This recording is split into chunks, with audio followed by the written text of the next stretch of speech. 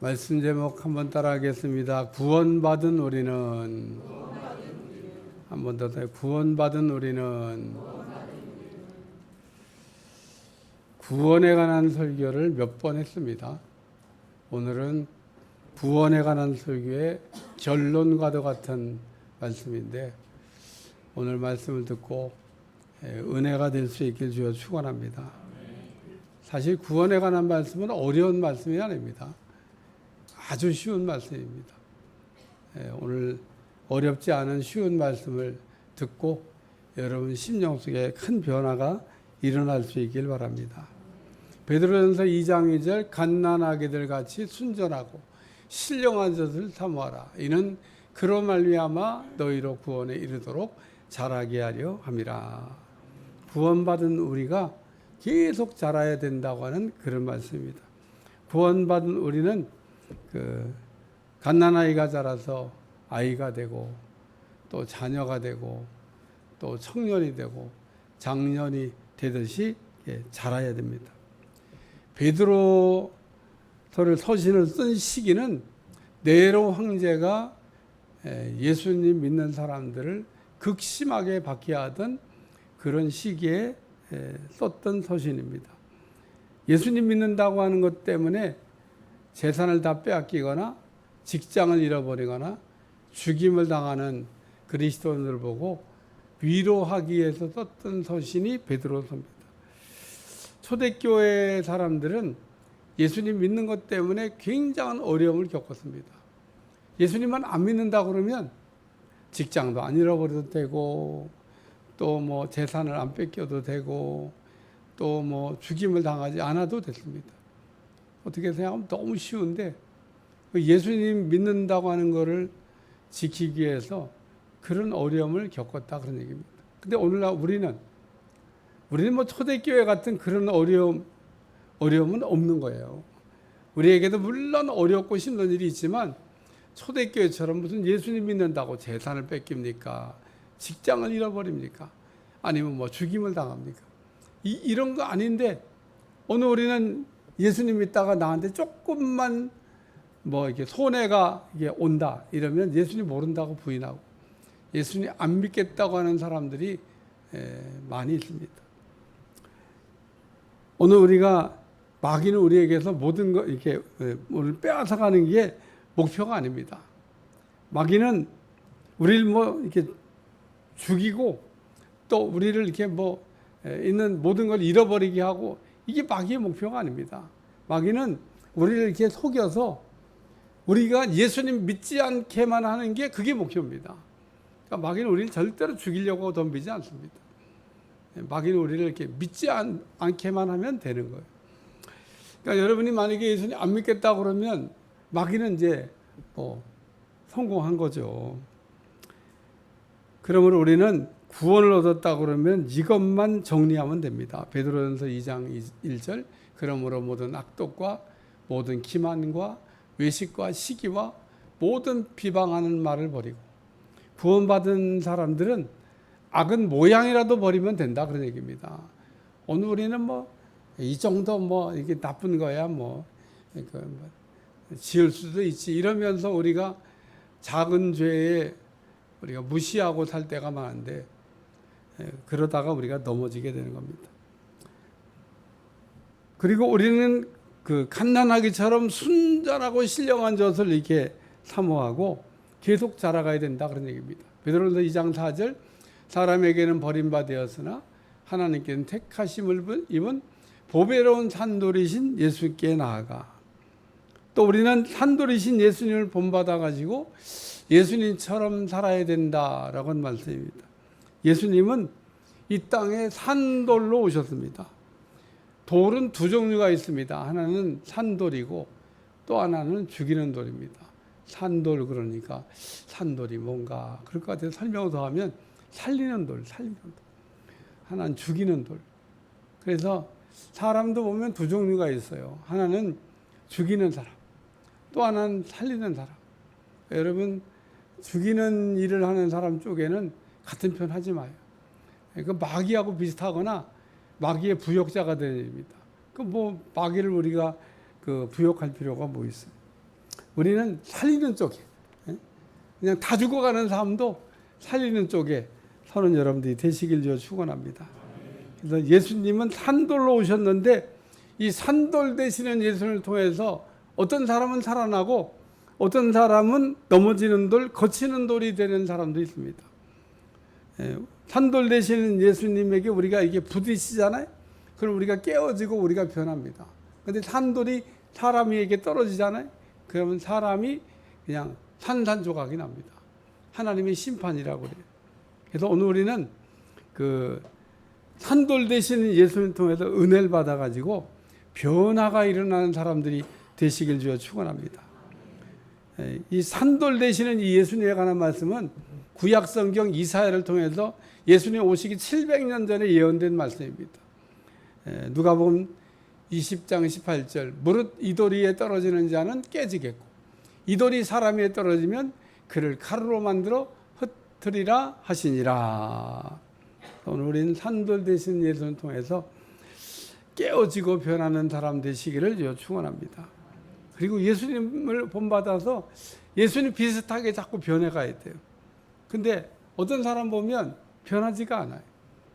제가 이 목회하면서 사람을 이렇게 보면 사람처럼 안 변하는 사람도 없어요. 사람이 제일 안 변해. 한 30년쯤 좌우같이 믿음 생활했으면 조금 이렇게 변해야 되잖아요. 어쩌면 그렇게 안 변하고 30년 전이나 뭐 지금이나 비슷한 분도 있습니다. 또 난가?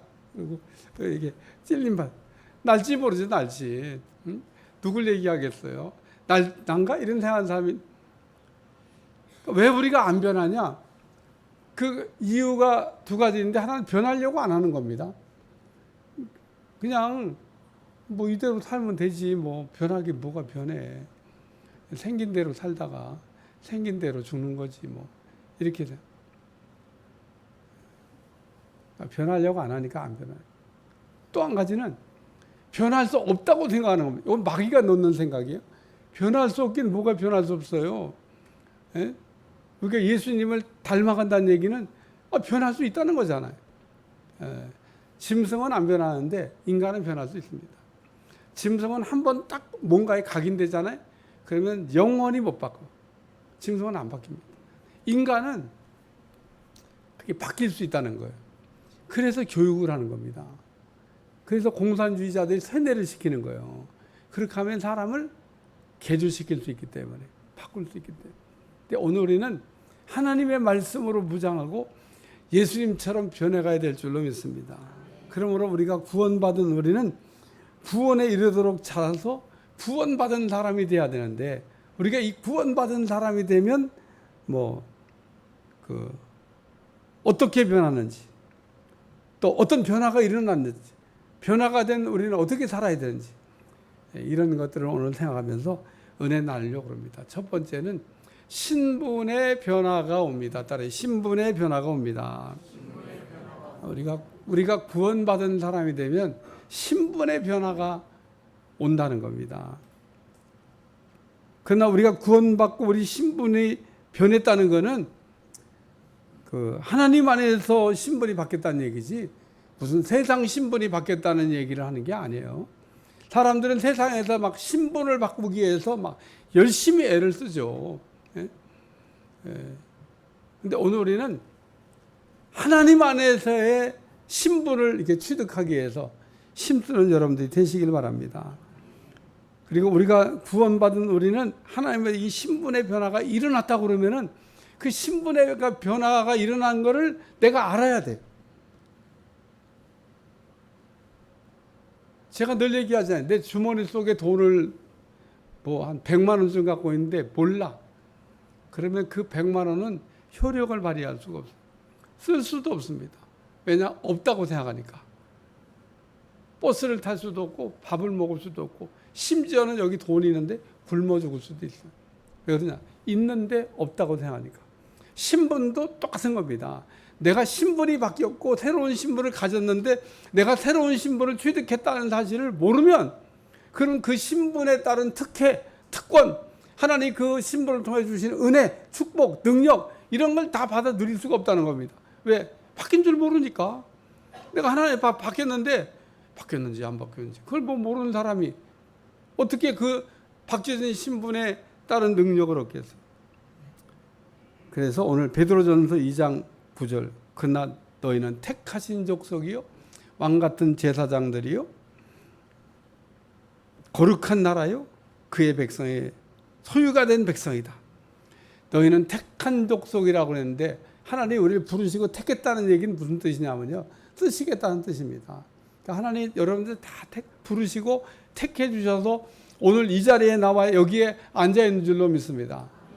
하나님이 안 불러주시고 안 택해 주셨으면 여기 있을 수가 없습니다. 그러니까 옆에 사람 하면 택한 백성입니다. 창세기 12장에 보면 하나님이 갈대아우르에 살고 있던 아브라함을 부르시고 택하는 내용이 나옵니다. 하나님이 아브라함을 이렇게 영광 중에 나타나가시고 부르시고 택해 주셨는데 하나님이 아브라함을 왜 부르시고 왜 택하셨느냐?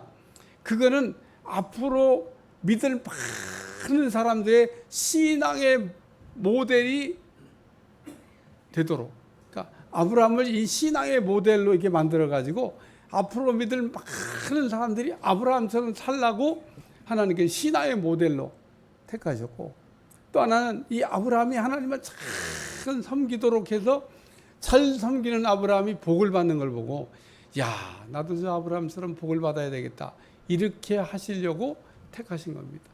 그래서 오늘 우리는 아브라함처럼 나도 복을 받고 남을 복 받고 또 신앙의 모델이 되는 사람들이 되시길 주여 축원합니다. 오늘 우리는 하나님의 예를 들면 안에서 이렇게 변화가 일어났는데, 오늘 말씀에 오면 하나님께서 너희를 구원 택하신 족속이요 왕 같은 제사장이요 거룩한 나라요 그의 소유가 된 백성이다 이랬는데, 한마디로 얘기하면 하나님께서 우리의 신분을 바꿔줬다 그런 얘기인 겁니다. 그러니까 오늘 우리는 구원받고 난 이후에 우리의 신분의 변화가 일어났다고 하는 것을 잊어버리지 않길 주여 축원합니다. 요한복음 1장 12절 영접하는 자 곧 그 이름을 믿는 자들에게는 하나님의 자녀가 되는 권세를 주셨다. 우리가 마음에 예수님을 구주로 이렇게 영접하고 마음의 구주로 예수님을 받아들이면, 우리가 받아들이는 그 순간에 우리의 신분이 마귀의 자녀에서 하나님의 자녀로 신분이 변화가 됐다는 겁니다. 근데 어떤 사람은 교회는 출석했는데 신분 세탁을 못한 사람이 있어요. 신분을 안 바꾼 사람이 있습니다. 어떤 사람이 신분 세탁이 안 되냐? 우리 교회 나오면 제일 먼저 예수님을 내 마음속에 구원자로 내가 받아들입니다, 이렇게 우리가 믿고 예수님이 그러면 이제 쑥 들어오시거든요. 그게 받아들여야 되는데 그런 일을 안 하는 거예요. 근데 교회만 나온 겁니다. 그래서 교회 나와 있는데 이런 사람 뭐라고 하냐? 교회 안에 있는 불신자라. 그러니까 불신자가 세상에만 있는 게 아니에요. 교회 안에까지 어떻게 오긴 왔는데 예수님을 안 믿어. 예수님이 구원자라고 마음에 받아들였는데 안 받아들여. 이런 사람은 신분 세탁이 안 된 겁니다. 그냥 불신자로 남아있는 거예요. 그렇기 때문에 오늘 우리가 교회를 출석하면 저 같은 경우는 제일 먼저 따라하세요, 그리고 막 예수님 영접 기도부터 시킵니다. 왜? 예수님 영접을 기도를 해야 신분 세탁이 되니까. 아니, 교회 나왔는데 신분 세탁부터 해줘야 될 거 아니야. 그래서 내가 무조건 저는 교회 나와서 우리 교회 등록하면 저 따라하세요, 그리고 영접 기도를 제가 한 번씩. 어떤데 예배 때도 한 번씩 우리 한 적 있잖아요. 그냥. 그러니까 예수님을 그렇게 안 해도 또 그냥 여러분의 마음속에 예수님 내 마음에 들어오시옵소서, 난 예수님 구원자로 믿습니다, 이러면 쑥 들어오셔요.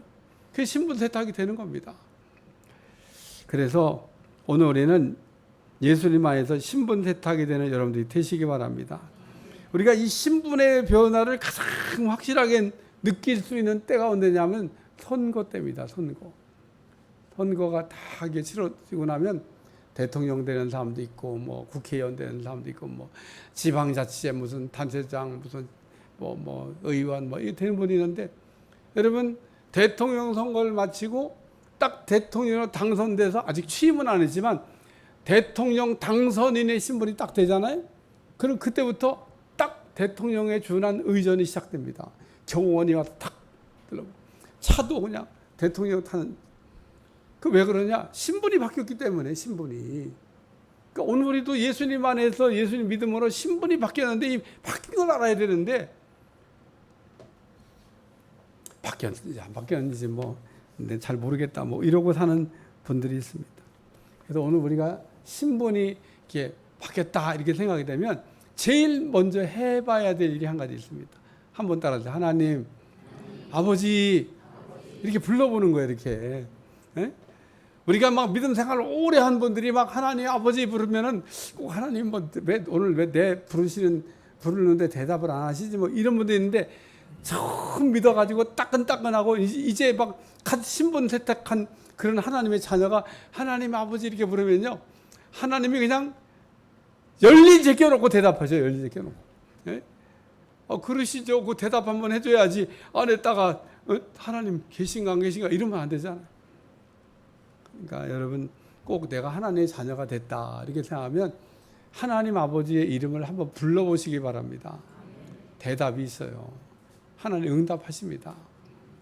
근데 하나님 아버지가 안 된 사람이 부르면 그 응답 안 하시죠. 하나님 그러셔. 내가 왜 네 아버지냐? 네 아버지는 마귀인데. 그리고 대답을 하죠.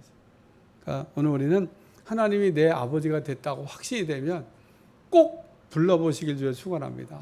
그리고 그렇게 해서 하나님이 대답하는 걸 이렇게 여러분이 이제 알게 되면 야 진짜 하나님 살아계시네. 그리고 믿음이 쑥 올라가는 거예요. 하나님을 내가 자녀가 됐는데 안 부르면 그럼 대답 안 하셔요. 하나님 우리가 안 불러도 뭐 대답하시는 분이 아니라 부를 때 대답을 한다는 거예요. 마태복음 7장 7절에 보면 악한 자라도 자식에게 좋은 걸 줄 알거든 하물며 하늘에 계신 너희 아버지께서 이게 뭐예요? 신분 세탁을 한 사람이 이렇게 아버지의 이름을 부르면 우리가 구하는 것보다 훨씬 더 좋은 걸 주신다는 겁니다. 하나님은 우리처럼 째째하게 깎고 뭐 이런 거 안 하십니다. 그래서 오늘 우리가 예수님을 믿고 구원을 받았다 그런 거는 내가 자녀라는 신분을 취득하고 신분이 변하고 내가 왕 같은 제사장이 되고 하나님 나라 백성이 됐다는 얘기구나. 내가 변했다는 거구나. 이런 걸 기억하고 사는 여러분들이 되시길 바랍니다. 두 번째는 환경의 변화가 온다는 겁니다. 환경의 변화. 베드로전서 2장 9절 이는 너희를 어두운 데서 불러내어 그의 기이한 빛에 들어가게 하시니 아름다운 덕을 선포하게 하려 하심이라. 구원받은 우리는 에게 어떤 환경의 변화가 일어났냐? 구원받은 우리에게는 어두운 데서 나와서 기이한 빛 가운데 들어가게 하시는 환경의 변화가 일어났다는 겁니다. 다시 말해서 우리가 어두운 가운데 살다가 빛 가운데로 나오게 됐다는 얘기입니다. 이런 얘기하면 뭐 어두운 가운데 살다가 뭐 빛 가운데 나오는 건 뭐 누구나 할 수 있지 이런 생각이 들겠습니다만은 쉬운 것 같은데 쉽지가 않아. 어둠에 살고 있던 사람이 이 밝은 곳으로 나온다는 게 어떻게 생각하면 뭐 그렇게 어렵지 않은 일 같은데 이게 쉽지가 않습니다. 왜 그러냐? 어둠에 처한 사람은 빛을 별로 안 좋아해. 여러분 죄가 많은 사람이 빛 가운데로 나오면 어떻게 돼요? 죄가 드러날 거 아니에요. 어둠 속에서 잘 숨기고 아무도 내 죄를 모르겠지? 그러고 어둠 속에서 숨어가지고 잘 살고 있는데 그래서 어둠에 사는 사람들을 어떤 소설가는 말하기를 어둠의 자식이라. 어둠을 좋아해요. 그래서 우리가 빛이 이렇게 비춰지면 빛으로 나와야 되는데 더 어둠으로 들어가 버려 그냥 더. 그 어둠으로 들어가는 게 정상이야. 왜? 자기의 죄가 드러날까 봐 자꾸 숨으려고 그러는 겁니다. 요한복음 1장 5절 빛이 어둠에 비치되 어둠이 깨닫지 못하더라. 그래서 어둠에 있는 사람들은요 빛보다 어둠을 더 좋아해요. 오늘 우리가 그 어둠에서 이렇게 숨어있던 곳에서 나오시길 주여 축원합니다. 아담과 하와를 보세요. 아담과 하와가 에덴 동산에서 죄 짓기 전에는 하나님과 임마누엘이었습니다. 하나님은 매일 이렇게 만났고 하나님과 매일 대화를 나누고 그렇게 살았는데 근데 이 아담과 하와가 죄를 짓고 난 다음에 하나님의 얼굴을 피하고 나무 뒤에 숨었다 그랬습니다. 그러니까 하나님이 아담을 이렇게 찾아요. 아담아, 아담아, 네가 어디 있냐? 아니, 하나님이 전능하시고 전지하신 하나님이 아담이 어디 숨었는지 그걸 몰라가지고 무슨 숨바꼭질 하듯이 아담아, 네가 어디 있냐? 예? 그리고 왜 부르셔요? 하나님이 아담을 부르시는 이유는 네가 왜 어둠에 지금 숨었냐? 그 얘기를 묻으시는 거고, 또 한 가지 나오라고 얘기하시는 겁니다. 나오라고. 거기서 나오라고 얘기. 근데 아담과 못 나옵니다. 하나님이 나오라고 부르는데도 못 나와. 오늘 이 어둠에 처한 사람은 막 나오라고 부르는데 안 나와. 더 어둠으로 들어가고. 아담과 죄를 지면서 벌거벗음이 드러났다고 그랬습니다. 그래서 오늘 우리가 어둠 속에 살다가 빛으로 나와야 내가 어떤 모습을 하고 있는지 보이게 되고, 왜 어둠 속에서 안 보이지만, 그리고 하나님이 그를 변화시키고 바꿀 수 있도록 도와주시는 은혜를 주실 줄로 믿습니다. 그래서 왜 하나님 우리를 어두운 데서 불러 기이한 빛에 들어가게 하셨을까? 하나님 우리를 어두운 데서 불러 기이한 데 들어가게 하신 것은 이제는 그 예수님을 세계 만방에 선포하며 살라고 하는 그런 뜻입니다. 수가란 동네에 수가성 여인이 있는데 이름이 없어요. 그냥 수가성 여인이야. 예수님이 그 수가란 동네 지나다가 예수님하고 수가성 여인이 만났습니다. 근데 이 수가성 여인이 예수님 만나면서 생수를 마시게 돼요. 그리고 자기의 인생의 목마름이 해결됐습니다. 오늘 여러분이 예수님을 만나면 여러분의 그동안 갈증나던 인생이 해결되고 인생의 목마름이 해결될 줄로 믿습니다. 뭔가 내가 이게 내 마음에 이렇게 가진 거 다 세팅되어 있고 뭔가 부족한 게 없는데 마음이 늘 허전한 그런 분도 있을 겁니다. 돈이 없는 것도 아니고 무슨 뭐가 없는 것도 아니고 다 있는 것 같은데 마음이 매일 허전해. 그게 부족한 게 있어서 그런 겁니다. 목마른데 목마른 걸 알아야 돼. 예수님을 만날 때 예수님께서 주신 생수로 그 목마름을 해결하게 될 줄로 믿습니다. 어둠에 있을 때는 내가 나를 알 수가 없어요. 빛 가운데 나와서 내 모습을 보고 나를 알게 되었을 때, 그리고 예수님이 나를 이렇게 어둠에서 빛으로 건져주셨구나. 이거를 우리가 이제 사람들한테 간증하며 살아야 된다는 겁니다. 그게 그 아름다운 덕을 선포하며 사는 겁니다. 우리가 구원의 확신이 없을 때 꼭 마이가 와가지고 이렇게 물어봅니다. 구원 받았어? 이렇게 물어봅니다. 예수님 자는 꼭 빼고 물어봐요. 예수님 믿고 구원 받았어? 이렇게 물어보면 마귀도 아니야. 예수님은 빼고 구원 받았어? 이렇게 물어봅니다. 그러면은 둘 중에 하나로 대답하겠죠? 뭐 구원 받았겠지 뭐. 구원 받았을 거야. 이렇게 이제 그 자신 없게 이렇게 얘기하잖아요. 그러면 뭐라고 얘기하냐? 구원 못 받은 거야. 구원 받았는데 뭐 그렇게 뭐 구원 받은지 안 받는 구원 받은. 그러면서 이제 우리 신앙을 흔듭니다. 또 한 사람은 구원 받았지. 예수님 이름으로 구원 받았어. 이렇게 얘기해요. 그러면 마귀가 또 물어봐. 언제 구원 받았는데?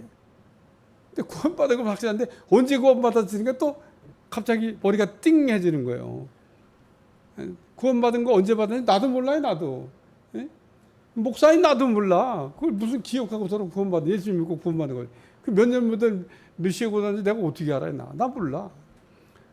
그게 모르는 게 정상인데 갑자기 막 그걸 알아야만 구원 받은 것처럼 모르니까 그래서 그건 모르지. 구원 받은 거 아니야. 아니 구원 받은 그렇게 중요한 걸 어떻게 연, 월, 날 이런 걸 모르냐고 이렇게. 오늘 우리는 구원 받았으면 구원받은 것에 대한 확신을 갖고 살 수 있길 주여 축원합니다. 우리가 구원받은 것에 대한 구원에 이게 흔들릴 때 자꾸 마귀가 와서 우리를 넘어뜨린다는 거예요. 왜 우리가 사람들 앞에서 내가 예수님 믿고 구원받은 것을 간증해야 되냐? 그렇게 할 때 내 마음속에 하나님께 구원의 확신을 줘서 나도 구원받고 남도 구원받게 하는 역사가 일어나는 거예요. 웨슬레가 말하기를 구원의 확신이었거든. 자꾸 구원에 대한 설교를 해라. 그러면 구원의 확신이 된다. 이런 말을 한 적이 있어요. 그러니까 오늘 우리가 자꾸 믿음으로 예수님이 나를 구원하셨다고 하는 것에 대한 고백을 하고 그 예수님을 통해 내가 구원받았다는 얘기를 하다 보면 나도 구원받고 남도 구원하는 역사가 일어나게 될 줄로 믿습니다. 그래서 오늘 그 베드로와 요한이 성전에 들어가다가 나면서부터 안진뱅이를 만났는데 뭐 얻을까 이렇게 구걸하는데 우리를 쳐다보라 그러고 막 우리에게 은과 금은 없지만은 나사렛 예수 이름으로 일어나라고 손을 확 잡아 이렇게 했더니 일어났어요. 그때 사람들이 막 솔로몬의 행각에 막 모여가지고 베드로와 요한을 이렇게 쳐다볼 때 베드로 요한이 이렇게 얘기합니다. 우리의 경건으로 이 사람을 일으킨 것처럼 왜 우리를 쳐다보냐. 이 사람이 일어난 거는 예수님의 이름을 믿음으로 그 예수님의 이름이 이 사람을 낫게 했다. 그리고 예수님이 고치셨다고 하는 얘기를 간증합니다. 그러므로 오늘 우리는 우리 자신의 변화가 일어났다 그러면 예수님을 통해 변화된 걸 간증하는 여러분들이 되시길 축원합니다. 세 번째는 다른 신앙의 변화가 옵니다. 베드로전서 2장 10절 너희가 전에는 백성이 아니더니 이제는 하나님의 백성이요 전에는 궁유를 얻지 못하였더니 이제는 궁유를 얻은 자니라. 구원받기 전에는 백성이 아니다 그런 얘기예요. 구원받기 전에는 궁유를 얻을 수가 없었다 그런 얘기입니다. 근데 구원받고 난 다음에는 이제 하나님의 나라 하나님의 백성이 됐다 그런 얘기입니다. 구원받은 후에 우리가 하나님 나라 하나님의 그 백성이 됐다는 뜻이 뭐냐면 이제 하나님의 자녀가 됐으니까 하나님의 자녀답게 산다 이런 뜻인 겁니다. 여러분 우리가 구원받았으면 이제 하나님의 자녀가 됐으니까 우리가 어떻게 살아야 되냐? 하나님의 자녀로 살아야 되는 겁니다. 자녀답게 살아야 되는 거예요. 이스라엘 백성들이 애굽에서 구원받고 시내산에 왔을 때 하나의 율법을 주신 거는 구원받으라고 주신 게 아니고 이제 하나님의 자녀가 됐으니까 너희가 하나님의 자녀답게 살기 위해서는 율법이 필요하다는 겁니다. 이스라엘 백성들을 무겁게 하기 위해서 무거운 짐을 지어준 게 율법이 아니라 율법으로 통해서 하나의 뜻을 깨닫고 하나님의 자녀답게 살라고 율법을 주신 거예요. 가나안 땅에 들어갈 텐데 그 가나안 땅에 그 가정이 섬겨 하나님을 가정이 섬기는 그런 것들로부터 이스라엘 백성들을 지켜주시기 위해서 율법을 주셨다 그런 얘기입니다. 우리가 구원받은 사람은 막 사는 게 아니에요. 하나님의 자녀답게 사셔야 된다는 거예요. 또 한 가지는 하나님의 다스림을 받아야 된다는 겁니다. 우리가 구원받은 후에 하나님의 다스림이 우리 가운데 나타나야 돼. 그게 천국입니다. 천국. 우리가 천국이라고 하는 거는 하나님이 나를 다스려주는 거기가 천국입니다. 그래서 오늘 우리는 이걸 놓고 기도하셔야 돼요. 우리가 하나님 나를 다스려 주시옵소서 이렇게 기도 안 하면 하나님 절대 나를 간섭하거나 통제하거나 억압하거나 다스리지 않습니다. 마귀는 뭐 비인격적이기 때문에 뭐 원하지 않아도 막 그냥 짓밟고 들어오지만은 우리 하나님은 인격적이시기 때문에 우리가 하나님 앞에 요구하지 않으면 하나님은 움직이지 않습니다. 따라서 오늘 우리가 하나님 다스림을 받고 싶으면 기도하셔야 되는 거예요. 하나님 나를 다스려 주시옵소서. 우리가 왜 우리 예배 전에 주님 이곳에 임하여 주시옵소서 이렇게 찬양 불러요? 임하여 달라고 기도할 때 임재하시는 겁니다. 예? 오늘 제가 첫 번째 찬송 부를 때 믿지 않는 자 찬송 못 부른다 그러잖아요. 왜 입에서 찬송이 안 나오는데 믿음이 없으니까 찬송이 안 나오는 거예요. 오늘 우리 믿음이 들어가면 저절로 찬송이 불러져요. 그래서 주기도문의 7개의 기도 가운데 나라 임하오시며 나라가 임하게 해달라고 기도하는데 오늘 우리가 다스림을 받는 기도를 하시고 다스림을 받으시길 주여 축원합니다. 우리가 살면서 브레이크 고장난 차를 우리가 몰듯이 그냥 그 통제가 안 되는 삶을 살면 안 된다는 거예요. 하나님이 나를 이렇게 통제하실 때 하나님이 나를 다스려 주실 때 거기가 천국이 된다 그런 얘기입니다. 세 번째는 은혜로 살아야 된다는 거예요. 우리가 은혜가 떨어지면 자기 의로 살려고 그러고 신념으로 살려고 그러고 뭐 그러는데 여기 전에는 긍휼이 없더니 이제는 긍휼을 받는다. 하나님의 은혜를 받는 사람이 됐다는 겁니다. 여러분 하나님의 은혜가 떨어지지 않길 주여 축원합니다. 세상 사람들은 그 복을 받기 위해서 얼마나 열심히 노력하고 있는지 모릅니다. 그러나 우리가 뭐 세상 나가서 뭐 열심히 복 받기 위해서 노력을 해야 되죠. 예? 우리가 노력하지 말라는 얘기 아닌데, 근데 우리가 막 노력한다고 그러면 다 복을 받냐? 그런 게 아니에요. 그런 게. 예? 우리가 노동이라고 하는 게 축복인데 노동이 꼭 저주같이 생각이 될 때가 있습니다. 예? 일하는 게 축복인데 일하는 걸 축복이라고 생각이 안 들어요. 막 너무 힘들다고만 생각을. 왜 그런 생각이 오냐면 노동은 축복인데 우리가 노동한 거에 대가가 정상적으로 돌아오지 않기 때문에 우리가 그런 게 느끼는 거예요. 하나님은 우리가 이게 노동을 하잖아요. 그러면은 쌓을 곳이 없도록 하나님께서 30배, 60배, 100배로 주신다잖아요. 이렇게 우리에게 수확이 매번 돌아온다 그러면 노동이 이게 저주가 아니에요.